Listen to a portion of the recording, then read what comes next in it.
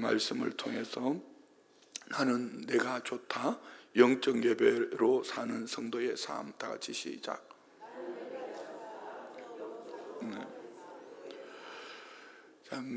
이제 로마서는 크게 둘로 나눈다면은 지금까지는 그 이론편, 로마서 1장부터 11장까지는 우리 모두가 어떻게 구원을 얻는가, 우리는 어떤 사람이었는데 어떤 은혜 속에서 우리가 구원을 얻었는가, 이론이었다면은 이제 오늘부터 기록된 말씀 16장까지는 어떻게 살 것인가, 하나님 앞에서, 교회 앞에서, 이 나라 이 민족 앞에서, 여러 가지 사명들 앞에서 어떻게 살 것인가. 오늘은 크게 두 가지로, 한 가지는 하나님 앞에서 예배자로 우리가 어떻게 살아야 될 것인가, 다른 한 가지는 교회 안에서 어떻게 살아야 될 것인가. 어떻게 보면은 공동체적인 부분을 말하는 부분도 있지만 이 말씀을 좀 더 깊이 들어가 보면은 이런 은혜 속에서 구원 얻은 하나님의 사람으로서 나는 누구인가. 그래서 그리스도인의 정체성을 얘기할 때 항상 그 기준이 어디에 있다고 그랬죠? 그리스도인의 정체성, 나는 누구인가, 나의 영적 상태는 어떠한가, 나는 지금 무엇을 하고 있는가. 이 세 가지 질문의 그 중심은 항상 예수님입니다. 부부관계도 마찬가지입니다.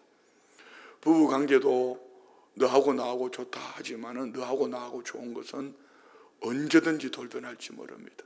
그러시면 그 중심이 아내들아 죽게 하듯 복종해라, 남편들아 주님이 자신을 위해 우리 성도를 위해 죽으신 것 같이 남편은 아내를 위해 죽는 것이다. 모든 기준이 주님이 될 때에 예수 그리스도 안에서 나는 누구인가, 그분이 주신 은혜로 말미암아 나의 영적 상태는 어떠한가, 그리고 주님이 허락하신 삶 속에 나는 지금 주신 은사로 무엇을 하며 살고 있는가. 어제 말씀은 참 중요한 말씀인데요, 여러분들이 어제 말씀을 놓치면은 지금은 아무 문제 없습니다.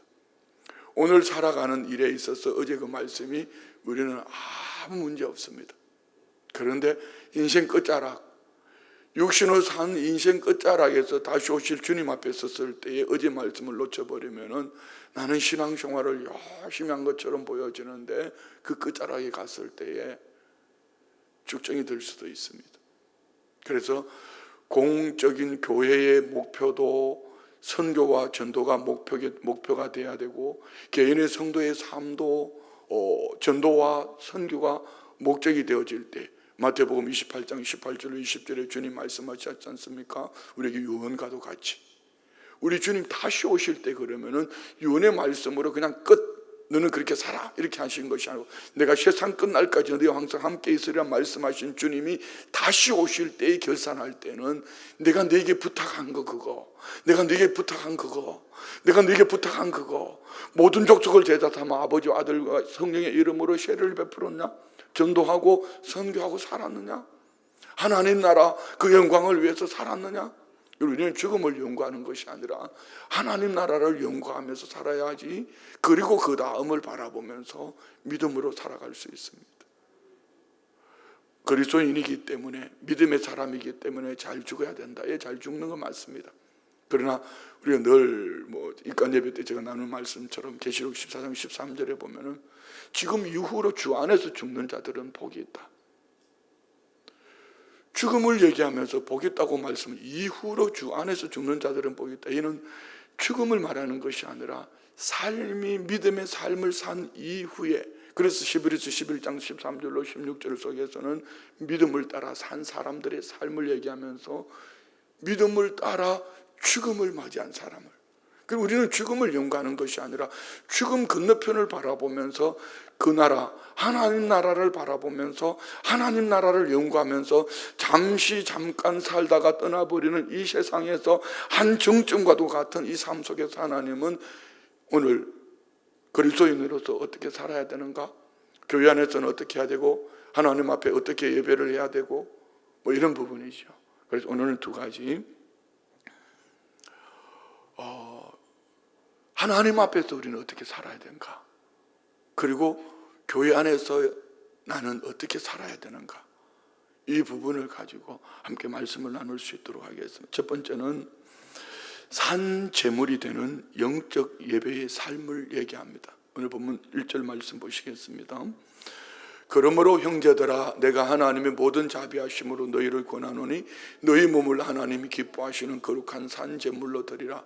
이는 너희가 드릴 영적 예배. 자, 이 말씀을 이해 못하는 분은 없겠죠. 자, 그러므로라고 말하는 이 그러므로는 지금까지 나눈 1장부터 11장까지 모든 우리가 믿음으로 얻은 구원의 은혜, 하나님께서 내게 값없이 주신 이 선물, 구원의 은혜를 받은 우리는 그러면 어떻게 살아야 되는가? 그러므로 우리는 어떻게 살아야 되는가?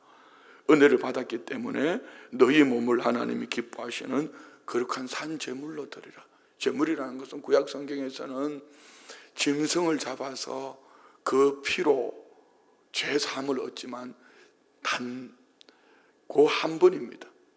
그렇지만 우리는 이미 예수님이 우리의 모든 죄값을 치러주셨다, 테텔레스타 다 이뤘다 말씀하시는 그 말씀하심이 다 이루어주신 우리 주님이 제물되어 주신 그 은혜로 우리는 이미 예수님의 값이다. 그러면 우리는 예배하는 이 예배만 아니라 우리 모두의 삶은 하나님 앞에 드려지는 제물이 되어야 된다. 아멘. 그래서 오늘 산제물이라는 것은 구약시대에는 죽은 제물을 드렸지만 양을 잡아 소를 잡아 그 피로 하나님 앞에 제물로 드렸습니다.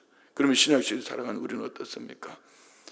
주일날만 와서 드리는 예배가 아니라 살아있는 우리 모두의 삶이 하나님 앞에서의 예배자의 삶을 살라고 말씀합니다. 그래서 바울 사도는 고린도전서 10장 31절인데 그런데 너희가 먹든지 마시든지 무엇을 하든지 다 하나님의 영광을 위하여 하라. 먹는 것조차도 마시는 것조차도 이것을 먹어서 이것을 마셔서 하나님께 영광이 되는가 되지 않는가? 하물며 우리가 살아가는 삶은 어떻게 살아야 될 것인가?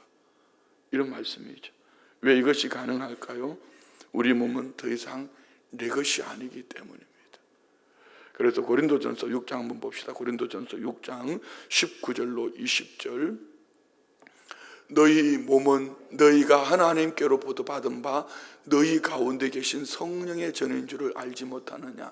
너희는 너희 자신의 것이 아니라 값으로 산 것이 되었으니 그런즉 너희 몸으로 하나님께 영광. 값으로 어떤 값으로 샀죠? 예수의 피값으로. 하나님이 값을 치러주시고 오늘 저와 우리를 주님의 몸된 성전 삼으셨으니 내 것이 아니라 이미 하나님께서 아들 예수 그리스도를 통해 값을 지불하셨기 때문에 값을 지불하신 하나님의 것이다. 믿으십니까? 그래서 우리는 몸된 성령의 거룩하신 성전으로서 어떻게 살아야 되는가? 오늘 이 하루도 내 입술의 말도 내가 발을 옮기는 내 발걸음도 내가 일하는 손도 내 머릿속에 있는 생각도 우리 가슴으로 살아가는 모든 삶도 하나님 앞에 드려지는 삶, 이것을 성경은 영적 예배라 이렇게 말합니다. 그래서 영적 예배를 드릴 때 어떤 일이 일어나는가? 오늘 본문에 보면은 세상에 세 가지 기준을 말합니다. 영적 예배. 그래서 제가 자꾸 교우들을 설교 시간에 집중하지 못하는 부분 때문에 참 많이 힘들어요. 내가 힘든 것이 아니고 그분이 오랜 신앙생활을 했는데 어제도 설교를 하고 막 후회가 되는 거죠. 총회에서 세계선교위원회가 있었습니다. 내가 선교위원장으로서 교단을 대표하는 선교위원들을 모아놓고 막 이걸 회의를 집례를 해야 되는데 회의를 주관을 해야 되는데 어제 처음 만난 이 선교위원들이 너무 짱짱한 분들이에요. 모두가 다. 우리 교회가 하는 이 차원은 아무것도 아닌 것 같아요. 혹시 여러분 진약사라고 우리 다니엘 기도에 나오셨던 분 아시죠? 그분 섬기는 교회 그 남편 목사님도 선교위원으로 들어오셨는데요. 그 교회는 어마어마한 선교 사역을 감당을 하더라. 그런데 이분들과 그런데 내 마음에 무거운 짐이 있어요. 우리 성도님들이 믿음 안에 하나님의 복을 받아야 되는데 그런데 예배에 내 귀가 열려 있지 않으면, 예배에 눈이 열려 있지 않으면 무엇으로 우리는 영적 예배를 드릴 것이면서, 오늘 이 본문에 참으로 중요한 이 세 가지가 나오는데, 이 영적 하나님 앞에서 드려지는 이 예배가 영적 예배가 되고, 그리고 삶 속에서 영적 예배가 돼야 되는데 안타까운 것이죠. 그런데 깨닫는 은혜는 이겁니다. 하나님께서 그것 또한 각 사람을 때를 따라 도우실 것을 믿습니다. 그런데 담임 목사 편에서 볼 때는요, 이 영의 귀가 안 열리면은 아무리 그 좋은 분도 개인적으로 만나면 그렇게 좋은 분이 말씀만 펼치면은 설교만 시작하면 수면제가 되는 이유가 뭘까? 그래서 여러분 기도하셔야 돼요. 하나님, 내 영의 귀를 열어주십시오. 그런데 이것은 중요한 이유는요, 여러분 중요한 이유를 제가 지금부터 세 가지 말씀을 드릴 테니까, 왜 내가 영적 예배를 드려야 되고, 왜 말씀 안에서 오늘 읽는 말씀 속에서 듣는 말씀 속에서 내가 세상을 향하여 살아내야 되는가? 그 첫 번째는요, 세상을 이기는 힘이 영적 예배 속에 있기 때문에. 오늘 2절 봅시다. 너희는 이 세대를 본받지 말고. 다 이겁니다. 예수 믿는 사람이 여러분 세상을 본받고 살아가고 싶은 분이 있을까요? 어느 누구도 세상을 본받고 살아가고 싶은 사람은 아무도 없습니다. 그렇지 않아요? 여러분 세상 닮고 싶었어요? 지옥 갑니다. 그런데 우리는 육체에 길들여져 있기 때문에, 영어로는 거듭났는데, 태어났는데, 이 세상에 익숙해져 있는 내 가치관이, 내 삶이 나도 모르게 세상이 자꾸 끌어가는 겁니다. 세상의 주관자는 누구죠? 마귀 사탄이거든. 이 마귀 사탄이 자꾸 세상으로 생각하게 하고 끌어가게 하는 겁니다. 그래서 지난주에 중독에 대해서도 얘기 나눴잖아요. 중독은요, 나도 모르게 끌려가는 겁니다. 오늘 예수 믿으면서도, 교회 안에서도 얼마나 많은 중독이 있는지 몰라요. 그런데 이것을 이길 수 있는 힘, 이 세대를 본받지 말고 이것을 이길 수 있는 힘, 그 힘이 바로 영적 예배란 말입니다. 그래서 세상의 풍조, 세상의 가치관, 세상의 방식을 따라가지 말라고 말씀하실 때, 우리는 영적 예배가 될 때에 이 세상을 이길 수 있는 줄 믿습니다. 두 번째는 변화입니다. 변화. 질문할 테니까 한번 여러분 자신을 한번 점검해 보십시오. 여러분이 예수님 믿고 뭐가 바뀌셨는지요? 어떤 부분이 변화되셨는지요? 긍정적인 부분, 더 좋은 쪽으로 변화되셨습니까? 아니면은 더 무겁게, 더 나쁘게 변화되셨습니까? 아마 모두가 다 더 좋은 방향으로 변화되셨을 겁니다. 근데 이 변화를 오늘 2절 중간에 한번 볼까요? 2절 중간. 너희는 이 세대를 본받지 말고, 다 같이 시작. 오직 마음을 새롭게 함으로 변화를 받아. 마음을 새롭게 하면 이제 결론 부분에서 말씀드릴게요. 변화를 받아라. 이 변화, 성품이 변하고 습관이 변하고 우리 가정도 변하고 우리 사업장도 또 직장도 우리나라도 우리 교회도 변화가 되기를 원하는데, 이 변화의 중심에는요 영적 예배가, 영적 예배 드리지 않으면은요 그렇게 이 예배 자리에 와 있어도 삶의 자리 현장 속에 들어가서는 여전히 그렇게. 그래서 가끔 우스갯소리로 그런 얘기를 합니다. 가르치는 부분도 이제 50, 60이 넘어가면은 가르쳐서 되는 게 아니고 그냥 그렇게 살게 하시고, 예수 믿고 그냥 살게 하시고 이렇게 말하면, 왜요? 안 된다는 얘기죠. 그러나 거룩한 착각입니다. 성령님이 하시면 됩니다. 할렐루야. 그래서 우리는 이 변화를 끊임없이, 이 변화가 내 입의 말이, 내 삶이 주님 보실 때에, 또 사랑하는 가족들이 볼 때에, 우리 교우들이 볼 때에 변화된 삶을 살려면은 우리는 영적 예배를 드려야 한다. 세 번째는요, 분별력입니다. 이 분별력이 참 중요한 것이죠. 그래서 2절 하반절에 보세요. 하나님의 선하시고 기뻐하시고 온전하신 뜻이 무엇인지 분별하도록 하라. 명령입니다. 하고 싶으면 하고 하기 싫으면 하지 마. 이게 아닙니다. 그래서 우리는 인생의 중요한 순간마다 꼭 중요한 것만은 아니죠. 오늘 아침에도 마찬가지입니다. 여러분 한번 잘 생각해 보십시오. 내 몸 잠깐 편할 수 있는 부분과 어떻게든 나로 말미암아 우리 가족들에게, 직장에서 교우들에게, 내가 만나지는 이들에게 조금이라도 더 영적 예배를 통한, 내 삶의 예배를 통한 은혜를 끼칠 수 있는 것, 그 중심은요 분별입니다. 분별. 이게 분별되어지기 바랍니다. 이게 지혜예요. 이게 하나님 주신 선물이에요. 오늘 우리 성도님들 안에 이런 분별하는 은혜가 있기를 주의 이름으로 축원드립니다. 성도의 삶은 그렇습니다. 주일만 하나님 앞에 예배하는 것이 아니라 우리 모두의 삶이 하나님 앞에 드려지는 영적 예배인데, 이 영적 예배를 드릴 때 우리는 세상을 이길 힘을 얻는 거예요. 가야 될까 가지 말아야 될까, 먹어야 될까 먹지 말아야 될까, 사람 만나는 것도 마찬가지고.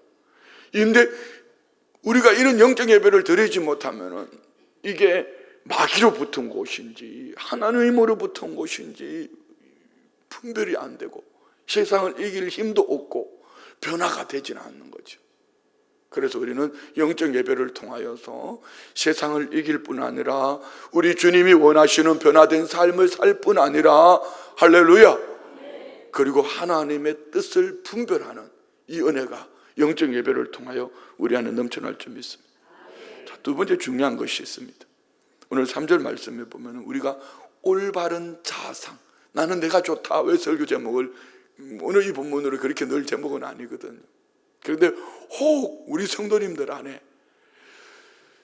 그리스도 예수 안에서 자기의 정체성, 나는 내가 좋다, 이것이 없으면은요 나중에 여기에 열등감도, 시기, 질투, 불평, 원망 다 나오는 것이, 하나님이 만드신 나는 그 작품이라는, 나는 내가 좋다라는 거룩한 자아상이 없으면은요, 이는 공동체 안에서, 여러분 가족 안에, 가정 안에 자녀들 중에 누가 이런 사람이 있든지, 아니면 부부 중에 누가 이런 사람이 있다면은요, 그리고 더더욱 새로운 사람을 맞이할 때에 사회를 맡든지 며느리를 맡든지 이 건강한, 거룩한 건강한 자아상이 없으면은요, 그 가정 공동체가 이 한 사람 때문에 큰 위기를 당할 수도 있습니다.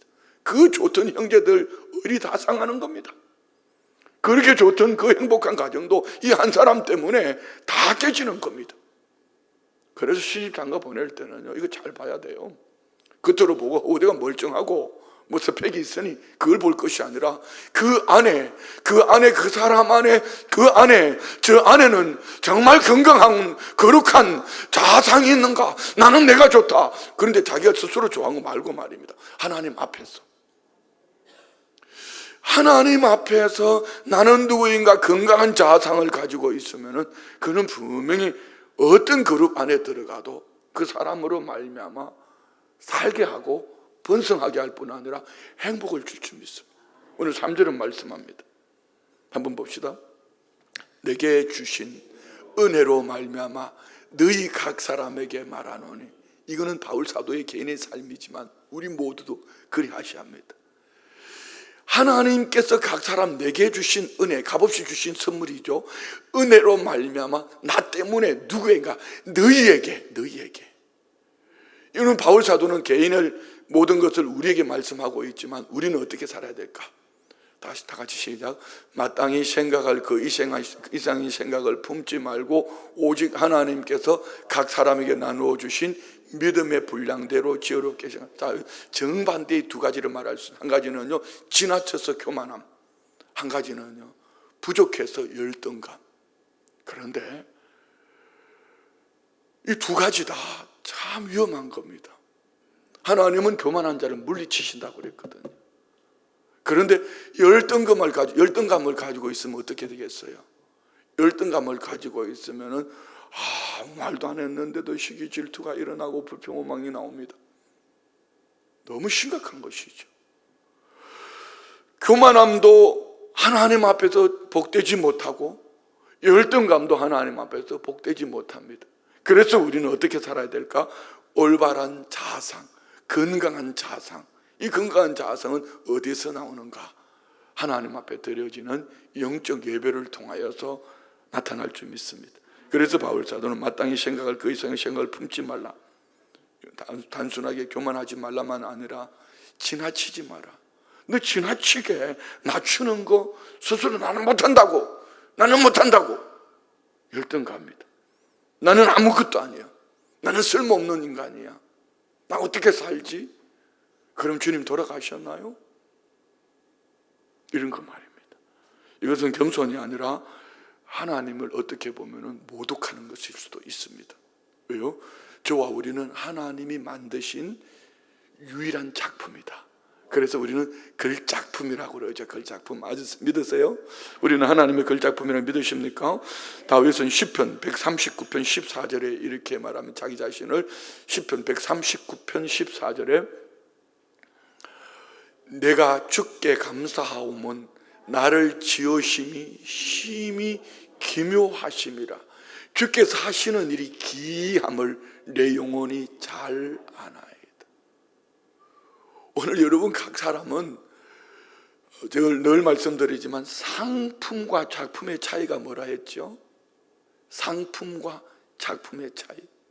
어디에 가니까 작품이라고 있더라고. 작품이 뭔가 봤더니 가까이 가서 보니까 10원짜리 동전을 50만 개 10원짜리 동전을 가지고 조각을 만들어놨어요. 조폐공사하고 같이 협력을 해서. 어마어마하잖아요. 이거는 어디에도 없습니다. 유일한 한 가지, 하나, 작품. 상품은 뭡니까? 똑같은 걸 막 찍어내는 거다. 막 찍어내는 거. 여러분은 상품입니까? 작품입니까? 대답을 안 하시는 이 은혜를 어떻게 표현을 해야 될지 모르겠습니다. 여러분은 상품입니까? 작품입니까? 끄떡끄떡하다 갑자기 상품 이러면 심각해집니다. 우리 모두는 작품입니다. 하나님이 나를 보시고 오늘도 기뻐하시고 하나님이 나를 바라보시고 두고 보기도 아까운 하나님의 작품이다. 믿으십니까? 얼굴이 크면은 얼큰이로, 작으면 작은 대로, 얼굴이 안에 구조가 모여있으면 모여라 꿈동산, 다양하게 하나님이 만드신 작품이다. 믿으십니까? 그래서 우리는 어떻게 해야 된다? 각 사람은 오늘 다윗이 고백한 것처럼 하나님이 심히 기묘하게 나를 지으셨다. 그래서 다윗은 감사한다고 그랬거든요. 뿐만 아닙니다. 에베소서 2장 10절 말씀 보십시오. 에베소서 2장 10절.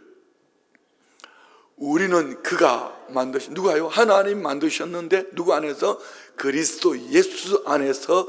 목적이 선한 일을 위하여 지으심을 받은 자니 이 일은 하나님이 전에 예비하사 우리로 그 가운데 행하게 하려 하심이라. 믿으십니까? 그래서 우리는 하나님의 작품이다. 하나님께서 선한 일을 위하여 하나님이 디자인하셨다. 설계하시고 하나님의 형상과 모양대로 우리를 지으시고 그래서 예수 안에서 선한 일을 위해서 하나님은 오늘 저와 우리를 만드신 작품이다. 그래서 우리는 어떻게 생각해야 되는가? 하나님께서 각 사람에게 나누어 주신 선물, 믿음의 분량대로, 어떤 이는 5달란트를, 어떤 이는 2달란트를, 어떤 이는 1달란트를. 자, 여러분 한번 잘 보세요. 자, 정말 오해하면 안 되는 건데 5달란트는 어떤 사람이고 1달란트는 어떤 사람입니까? 자, 여러분 그러면 목사는 몇 달란트를 받았을 것 같아요? 그러면 성도들이 당연히 이렇게 말해요. 목사님은 5달란트, 나는 1달란트. 천만의 말씀입니다. 목회자도 목회자들 가운데 1달란트로, 그렇지만 성도님들 가운데서도 어떤 얘기는 5달란트. 중요한 것은 1달란트를 받았느냐 2달란트를 받았느냐 5달란트를 받았느냐가 중요한 것이 아니고 각 사람의 믿음의 분량대로 사는 것인데, 자, 성경에서 예수님이 5달란트, 2달란트, 1달란트를 말씀하시면서 왜 3달란트를 얘기했는데 둘로 나눴을까요? 달란트의 종류는 다 다른데 둘로 나눈 이유는 달란트를 받은 그대로 곧바로 가서 열심을 품고 산 2달란트와 5달란트에는 동일한 칭찬과 상이 있었지만 1달란트를 받은 사람은 비교하면서 하나님을 오해하다가 스스로 무너져버린 열등감, 지나친 열등감은 교만입니다. 하나님을 계산에 넣지 않은 내가 살겠다는 것이지. 그럼 우리는 어떻게 해야 될까요? 각 사람에게 맡겨주신 믿음의 분량대로 살아가면 됩니다. 아멘요? 그래서 하나님께서 나에게 특별한 계획이 있으신데 하나님은 나를 통해서 오늘도 일하신다. 그래서 따라합시다. 나는 내가 좋다. 그래서 나는 내가 좋다 하고 세상으로 막 가버리면 안 됩니다. 내가 좋다는 그 기준은 그리스도 예수 안에서 로마서 1장 1절부터 11장 36절까지 11장까지 주신 말씀 안에서 그리스도 예수 안에서 구원을 얻은 자로서 그리스도 예수 앞에서 영적 예배를 드리는 나는 내가 좋다. 예수 없이는 나는 내가 좋다 하면 그 지옥 갑니다. 예수님이 계셔야지 나는 내가 좋다. 예수 앞에서 나는 내가 좋다. 그래서 건강한 올바른 자아상 오늘 우리 모두에게 있기를 원합니다. 그래서 우리 성도님들의 새로운 가족들을 맞이할 때에 기도를 많이 하셔야 돼요. 여러분 자신 있으시면은 그렇게 하세요. 삐뚤어진 사람 맞이해서 건강한 자아상, 예수 안 믿는 사위, 예수 안 믿는 며느리 맞이해서 여러분이 코피 터지고 난 다음에 어떻든 그것도 영혼 구원하겠다고 결단을 하고 살려내겠다고 막 한번 저 한 영혼을 위해서 우리 온 가족 모두가 희생할 거야 이런 분이 계신다면은 뭐 그렇게 하시고, 그렇지 않다면은 믿음의 사람들과 또한 함께 건강한 자아상을 가진 가족을 맞이할 수 있기 바랍니다. 마지막 세 번째는요, 각자에게 주신 은사를 발견하고 충실하게 감당해라. 자, 오늘 중요한 말씀이 4절 5절에 있는데요, 이는 교회 안에서 우리 각 사람에게 주신 은혜와 은사의 차이는 뭔가? 은혜는 하나님께서 우리 각 사람에게 우리 모두에게 값없이 주신 구원의 은혜인 줄 믿습니다. 은혜의 핵심은 구원입니다. 그러면 은사는 뭘까요? 다 다릅니다. 우리 모두의 은사는 다 다릅니다. 자, 4절 5절 말씀 봅시다. 우리가 한 몸에 많은 지체를 가졌으나 모든 지체가 같은 기능을 가진 것이 아니니 이와 같이 우리 많은 사람이 그리스도 안에서 한 몸이 되어 서로 지체가 되었느니라. 무슨 얘기입니까? 교회를 무엇에 비유합니까? 몸에 비유하고 있습니다. 몸. 내 몸에 눈, 코, 입, 귀, 손, 발 있는 것처럼 우리 교회는 주님의 머리 대신 주님의 몸된 교회는 다양한 지체가 있는데 다양한 지체에 주신 이 선물을 하나님의 은사라 이렇게 말씀합니다. 그래서 하나님께서 각 사람에게 다른 은사를 주셨는데 12장 6절 말씀 볼까요?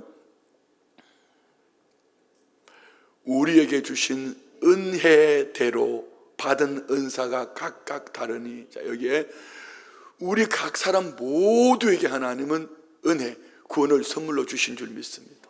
그래서 각 사람에게 구원의 선물을 주신 하나님의 사람들에게 하나님은 구원과 함께 각 사람 모두에게 은사를 선물로 주셨다. 믿으시면 아멘, 좋으시면 아멘. 그래서 오늘 여기에는 몇 가지가 나와 있는데 어떻든 은사를 우리는 카리스마라 이렇게 말합니다. 카리스는 은혜죠. 카리스의 은혜를 받은 사람에게는 카리스마 각 사람에게 은사를 선물로 하나님이 주셨는데, 그래서 6절부터 8절까지는 7가지 은사가 나옵니다. 한번 읽어봅시다. 우리에게 주신 은혜대로 받은 은사가 각각 다르니 혹 예언이면 믿음의 분수대로, 혹 섬기는 일이면 섬기는 일로, 혹 가르치는 자면 가르치는 일로, 혹 위로하는 자면 위로하는 일로, 구제하는 자면 성실함으로, 다스린 자는 부지런함으로, 긍휼을 베푸는 자는 즐거움으로 할 것이니라. 그럼 이게 길게 할 수는 없으니까 간단하게 예언의 은사가 뭔가, 우리는 이것을 예언하면 미래를 예측하는 것, 이건 무당입니다. 예언이라는 것은 하나님의 말씀을 따라 선포하는 것. 그러면 어떤 분이 이 예언의 은사가 필요하겠어요? 우리 모두에게 필요합니다. 특별히 가르치는 자에게, 아니면 목회자에게. 왜요? 하나님의 말씀을 잘 분별해서 선포하고 하나님께서 들려주신 말씀이 있는 그대로 정직하게 전하는 것. 이것이 예언의 은사거든요. 그러면 우리도 복음 전도에게 있어서 예언의 연사가 필요하겠죠. 우리 교회에 와봐. 이거는 교회 소개하는 것이고 인도하는 것이고, 전도는 예수 그리스도를 말씀대로 선포하고 전하는 것. 우리 모든 성도님들 안에 이 은혜 은사가 넘쳐나기를 원합니다. 두 번째는 섬기는 은사입니다. 디아코니아, 섬김. 이는 돌아올 분기서 생각하는 것이 아니라 수종드는 겁니다. 그래서 어떤 누군가를 세워주는 일들, 좀 이렇게 쉽게 표현해 볼까요? 주인이 식사할 때에 식사하는 동안 옆에서 수발 드는 것, 이런 마음으로 섬김, 이것을 디아코니아라고 말합니다. 세 번째는 가르치는 은사라 했습니다. 이는 예언이라는 것은 하나님의 말씀을 선포하는 것이라면은, 여기서 가르치는 은사는 것은 하나님 말씀을 잘 깨달은 그대로 진리를 분명하게 설명해서 설득하는 것, 가르치는 은사죠. 네 번째는 위로입니다. 위로는 우리 보혜사 성령님, 파라클레토스, 곁에서 도우시는 분, 이처럼 위로하는 자는 파라클레시스, 곁에 서서 격려하고 권면하는 은사. 그래서 이는 교회 안에 이런 은사가 많이 필요합니다. 우리 중직자들은 모두가 이런 은사가 필요하죠.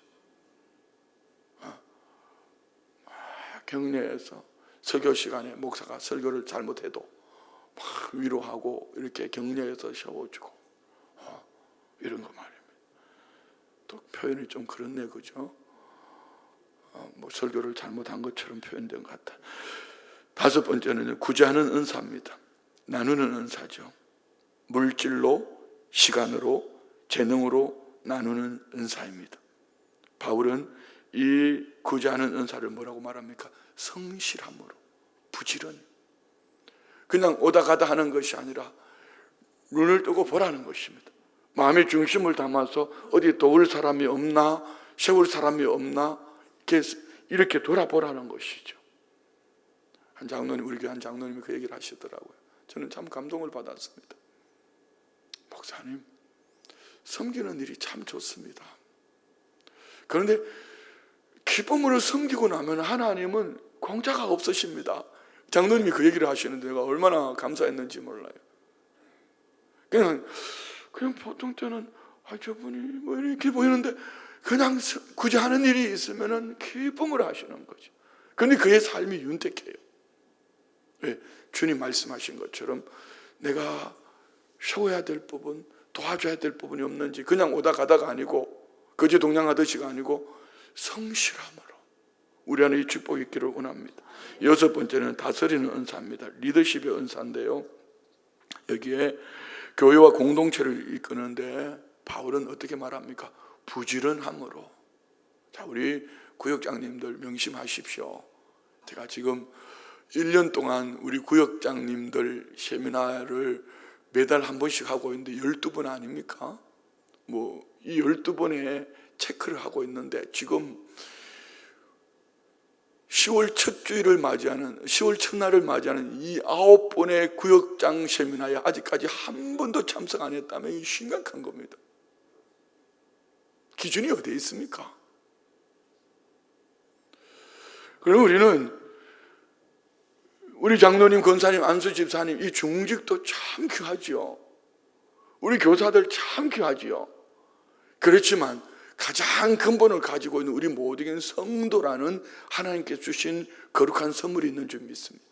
그래서 우리는 이 세상을 대하여서 내게 주신 이 은사로 어떻게 해야 될까요? 복음을 전하는 일에 이 은사를 잘 사용하면은, 자, 이 리드라는 것은 자리가 아니고 영향을 어떻게 끼치고 있냐는 것입니다. 우리 교회가 춘천 안에 리더적인 그런 교회가 되기를 원합니다. 그러면 우리 교회가 이웃 교회들의 선한 영향을 끼쳐야 됩니다. 교회가 크다, 성도들이 많이 모인다, 그게 중요한 게 아니고, 성도가 10명이 모여도 이웃을 향하여, 이웃 교회들을 향하여서 선한 영향을 끼치면 이는 분명히 리더십이 있습니다. 다스리는 은사죠. 일곱 번째, 긍휼의 은사입니다. 긍휼은 늘 말씀드리는 것처럼 자비, 원어 그대로 풀면 창자가 끊어질 듯한 연민의 정, 정말 간절한 마음으로, 안타까운 마음으로 두고 보기에 아까운 사람, 이런 마음으로. 그래서 바울은 뭐라고 말합니까? 긍휼은 즐거움으로. 마치 부모가 자식을 사랑하는 것처럼. 부모가 자식을 사랑하는 것처럼. 며칠 전에 한 분이, 한 선교사님이 오셨어요. 많이 힘드신 것 같아요. 그냥 많이. 그러다가 제가 그 얘기를 했습니다. 설교 때 했던 얘기, 고슴도치 얘기를 했습니다. 목사님, 저는요 가시가 많아요. 저는 많은 날카로움을 가지고 있어요. 그래서요 선교사님, 그러면 선교사님이 그 고슴도치 가시를 예수님을 한번 세게 끌어안아 보십시오. 예수님이 세게 끌어안으면은 6,000개, 7,000개의 고슴도치 이 가시가 예수님께 꽉 박혀졌다고 깨달아지는 그 순간 내 몸속에는 가시의 흔적은 남아있습니다. 그리고 나는 모든 사람들을 다 안아줄 수 있는 고슴도치가 되어진다면 모든 사람들의 가시를 다 끌어안고 살아도 나는 아프지 않을 것입니다. 이 말을 하는데 갑자기 막 펑펑 울기 시작하는 거예요. 목사님, 내가 이 말을 들으려고 오늘 목사님 교회 온 것 같습니다. 그러면서 그렇게 좋아하시다. 왜?